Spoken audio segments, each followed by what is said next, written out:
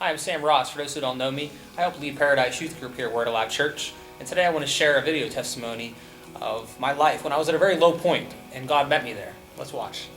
7-8 years ago, this very spot, I was arrested, came to an end, living recklessly, doing what I wanted to do.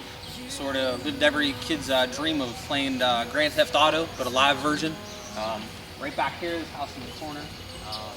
Slid my car into their front yard, had 10, 15 cops pursuing me in the time. It was a 20-minute, half-hour chase that ended right here. Being here, thinking about how, you have to surrender to the cops, you're in the handcuffs.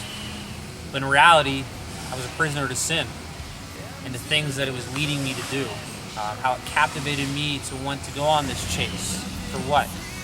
To be here in cuffs, end up in the back of the cop car, eventually end up in jail. Here we are downtown Newcastle at the police station.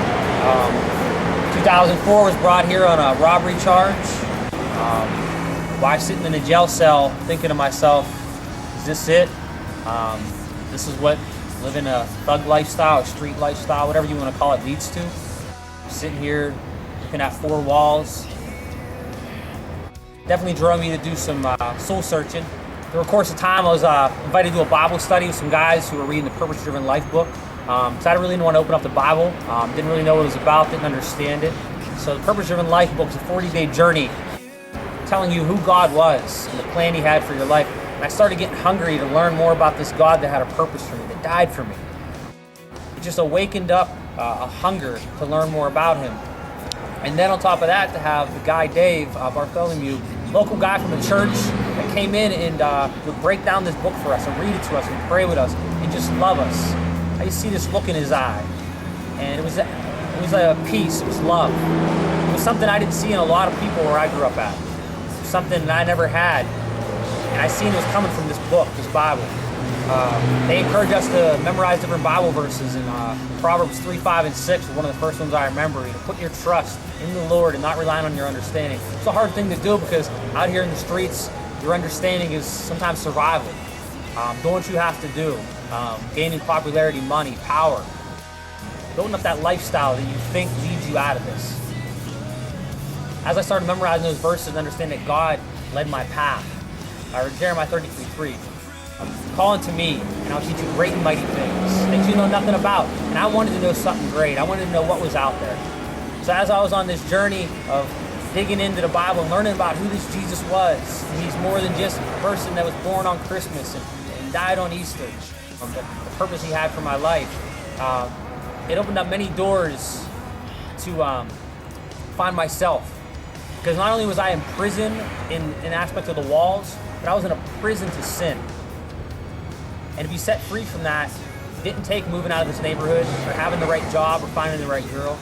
It meant meeting Jesus, finding out who He was. After almost spending a year here at Lawrence County Jail, I experienced true life change. Some people might say a heart transplant, but in a jail, not in a hospital. It didn't come through anything the jail could teach you.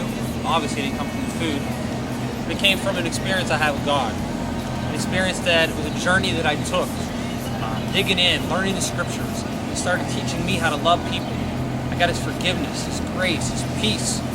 Some of the translations of the Bibles that I was reading, the Good News translation, it was telling me that I had the strength to do all things.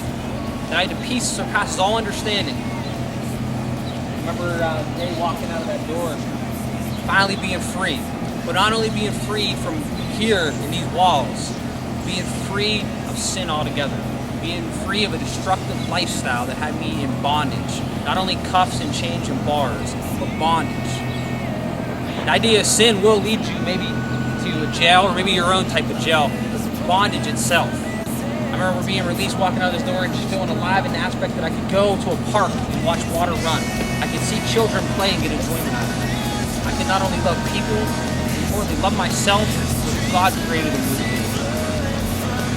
Being alive is something I always was, but until I met God, I truly would never live it.